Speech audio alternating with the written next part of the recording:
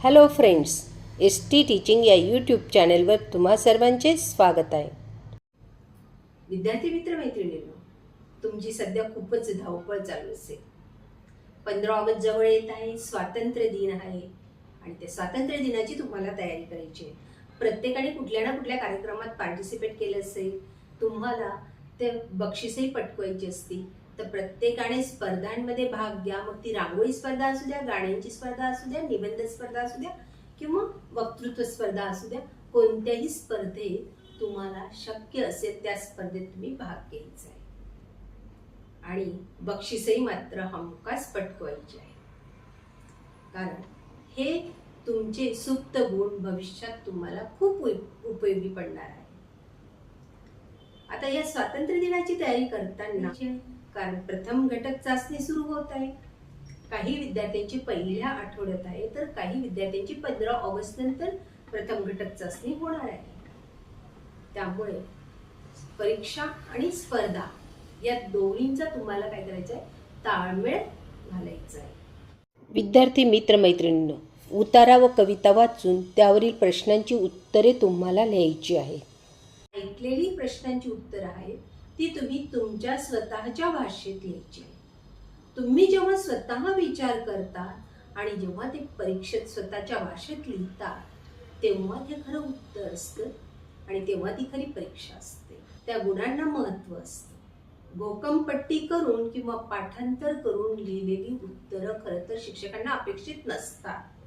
तुम्हाला किती आकलन झालं, किती समजलं हे लिहिता येणं म्हणजे ती तुमची परीक्षा. विद्यार्थी मित्रमैत्रिणींनो, आपण इयत्ता 9वीची प्रथम घटक चाचणी विषय मराठी सोडवणार आहोत. प्रश्न पहिला अ. पुढील उतारा वाचून दिलेल्या सूचनेनुसार कृती करा. कीर्ती कठियाचा दृष्टांत या पाठातील डोमग्रामी गोसावी यांचा येथपासून ते तयासी कीर्तीचेची फळ झालेपर्यंतचा उतारा तुम्ही वाचायचा आहे आणि त्यावरून प्रश्नांची उत्तरे लिहायची आहेत. पहिला प्रश्न आहे 2 गुणांसाठी कोणास उद्देशून म्हटले आहे ते लिहा. त्यातलं पहिलं आहे वानरेया. हे नागदेवाचार्यांना उद्देशून म्हटलं आहे म्हणून नागदेवाचार्य. नागदेवाचार्यांचं दुसरं नाव आहे भटोबास. पुढचं आहे सर्वज्ञ श्री चक्रधर स्वामी.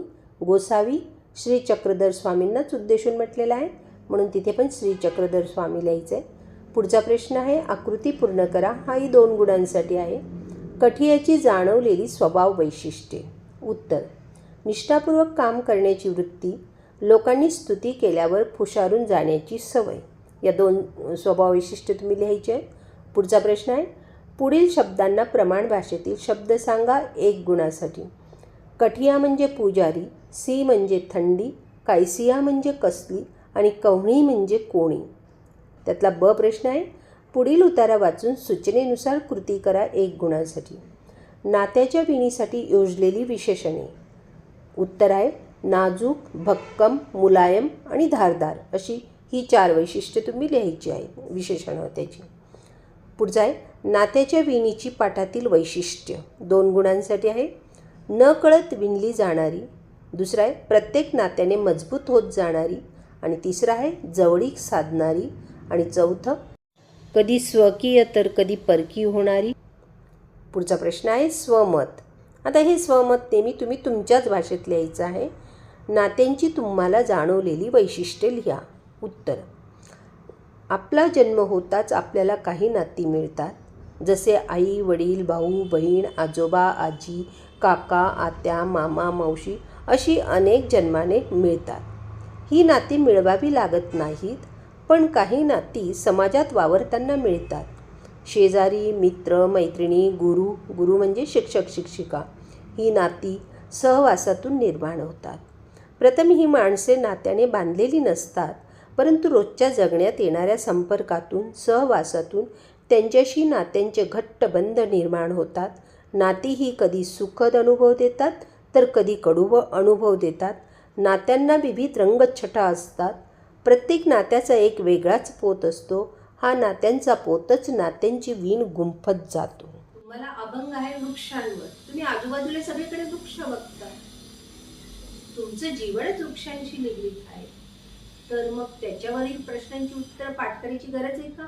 बिलकुल नाही. तर ती उत्तरं कशी लिहायची? तुम्हाला लिहून दिले, ती उत्तर ऐकून तुमच्या स्वतःच्या भाषेत लिहायचं. पुढील कवितेच्या आधारे दिलेल्या सूचनांनुसार कृती करा. आकृतीबंध पूर्ण करा 1 गुणासाठी. वृक्ष आणि संत यांच्यातील साम्य लिहून तक्ता पूर्ण करा. वृक्ष उत्तर आहे मानापमान जाणत नाही. संत निंदास्तुती समान मानतात. हे उत्तर लिहायचं आहे. पुढचं आहे 1 गुणांसाठी. वृक्षावर पुढील घटनांचा होणारा परिणाम लिहा.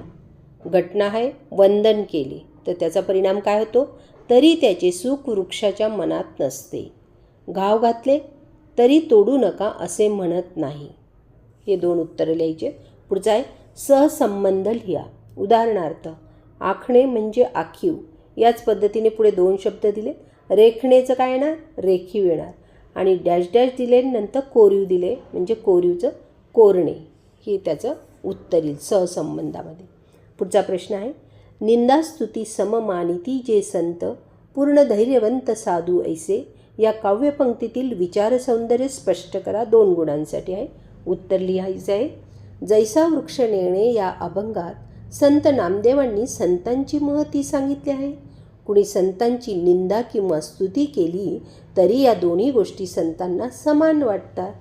निंदास्तुतीने संत विचलित होत नाहीत. त्यांचे मन निश्चल व धैर्यशील असते. निंदास्तुतीने विचलित न होता मन विवेकशील असणे आवश्यक असते. आजच्या सोशल मीडियाच्या काळात तर हे फारच महत्त्वाचं आहे, लक्षात ठेवा. असा महत्त्वाचा विचार दिलेल्या पंक्तीतून देऊन वृक्षाच्या गुणांचा अंगीकार प्रत्येकाने करायला हवा असा मोलाचा संदेश देत असतात. साध्या सोप्या उदाहरणांद्वारे समाजात मूल्य रुजविण्याचे काम संत नामदेवांनी केले आहे. पुढचा प्रश्न आहे प्रश्न 3. पुढील विधाने पूर्ण करा. कार्टून्सला मराठीत टिंबटिंब किंवा टिंबटिंब म्हणतात. उत्तर आहे कार्टून्सला मराठीत व्यंगचित्र किंवा हास्यचित्र म्हणतात. पुढचं हास्यचित्र म्हणजे टिंबटिंब गमतीदार चित्र. उत्तर हास्यचित्र म्हणजे सफाईदार रेषांनी काढलेले गमतीदार चित्र. ब प्रश्न त्यातला व्यंगचित्राची वैशिष्ट्ये लिहा. व्यंगचित्र हे हास्यचित्राचा पुढचा टप्पा आहे. दुसरं वैशिष्ट्य त्याचं केवळ हसवणे हा हेतू नसतो. तिसरं वैशिष्ट्य आपल्याला काहीतरी सांगू पाहते. आणि चौथं वैशिष्ट्य आहे गमतीदार विचार मांडलेला असतो. सर्व घरांमध्ये संग्रही ठेवावं असं पुस्तक आहे संस्कृतीचं लेणं. तर तुम्ही दिलेल्या नंबरवर संपर्क करून मागवू शकता. पुस्तकाचं नाव आहे संस्कृतीचं लेणं. लेखिका आहे ज्योत्स्ना पाटील. प्रश्न 4 अ. पुढील ओळीतील उपमेय व उपमान ओळखून अलंकाराचे नाव लिहा. देवाहूनही महान आहे माझी आई अन पाण्याची तहान आहे माझी आई. यात उपमेय लिहायचं आहे. उपमेय आहे माझी आई आणि उपमान आहे देव. अलंकाराचं नाव आहे व्यतिरेक अलंकार. पुढचा प्रश्न आहे ब. पुढील शब्दांचा उपसर्ग बदलून विरुद्धार्थी शब्द लिहा. मान अपमान, पूर्ण अपूर्ण, सापेक्ष निरपेक्ष. इथे अप हा उपसर्ग लागलेला आहे. अपूर्णमध्ये अ लागलेला आहे आणि निरपेक्षमध्ये निर हा काय उपसर्ग लागलेला आहे. अशा पद्धतीने तुम्ही विरुद्धार्थी शब्द लिहायचे आहे. विद्यार्थी मित्र मैत्रिणी, तुम्ही शेवटपर्यंत व्हिडिओ पाहिला त्याबद्दल मी तुम्हा सर्वांची आभारी आहे. पुन्हा भेटूया आपण अशाच नवनवीन व्हिडिओचं. विद्यार्थी मित्र मैत्रिणींनो, मागील वर्षाच्या प्रथम घटक चाचणी परीक्षेच्या व्हिडिओंचाही तुम्ही अभ्यास करायचा आहे. त्यांची लिंक मी डिस्क्रिप्शनमध्ये दिलेली आहे. ती लिंक तुम्ही पाहू शकता. व्हिडिओला लाईक अँड शेअर करा, सबस्क्राईब करा. डिस्क्रिप्शनमध्ये लिंक दिली आहे, तीही अवश्य पहा. Best of luck.